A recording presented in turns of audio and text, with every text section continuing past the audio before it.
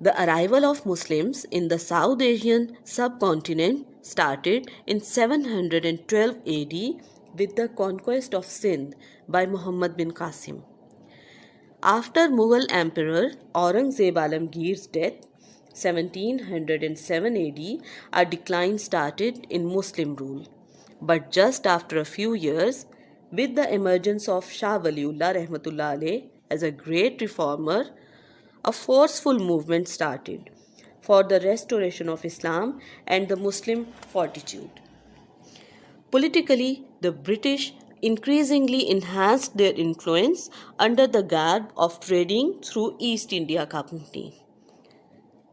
In 1757, Sirajud-Daulah, the Nawab of Bengal, tried to hold them back, but he was betrayed by his own people and was martyred in the Battle of Plassey. In 1799, Sultan Tipu, the ruler of Mysore, also became a victim of treason and died a martyr's death. On the academic front, Shah Waliullah Rahmatullah Alayh, his sons, grandsons, and subsequently his pupils played an important role.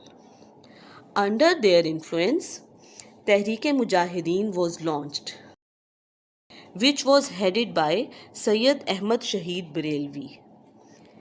In 1831, Syed Ahmad Shahid, along with his principal lieutenant Syed Ismail, was martyred in the battle with the Sikhs at Balakot.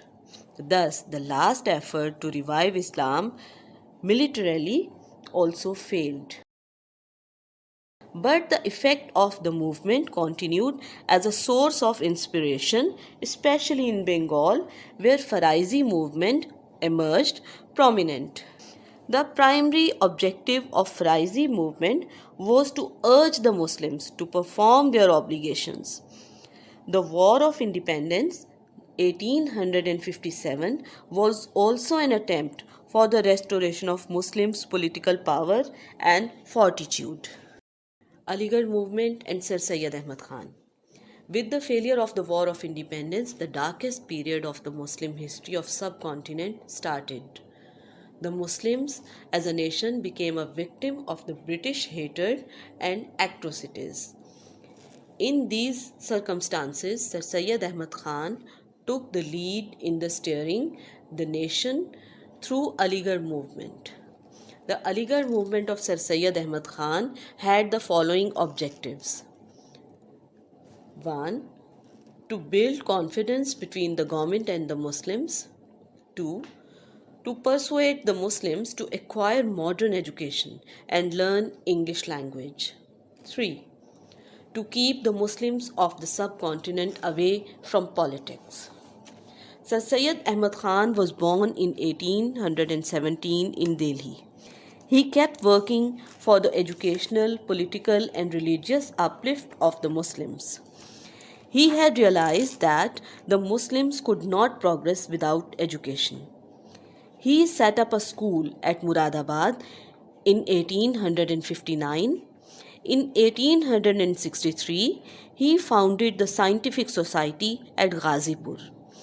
The school he set up in Aligarh in 1875 was upgraded to a college in 1877 and to a university in 1920. The educated Muslims of the early 20th century were the product of this institution. His magazine, The Causes of the Indian Revolt, was the great political service. In this magazine, he highlighted the real causes of the War of Independence for the information of the British. After the War of Independence, his position was not less than the political reformer for Muslims. To maintain the existence of the Muslims of the subcontinent, he went ahead who tried to remove the misunderstanding of the British. Sir Syed Ahmad Khan considered the Muslims to be politically weak. He therefore restrained them from joining the Indian National Congress, which was founded in 1885. He urged the Muslims to acquire knowledge first and then take part in the politics of the subcontinent. Sir Syed Ahmad Khan's achievements were not limited to his lifetime only. He launched a movement that continued the national services even after his death. Sir Syed Ahmad Khan united the Muslims into an orderly nation through the Aligarh movement, as a result of which the Muslims emerged as a separate entity.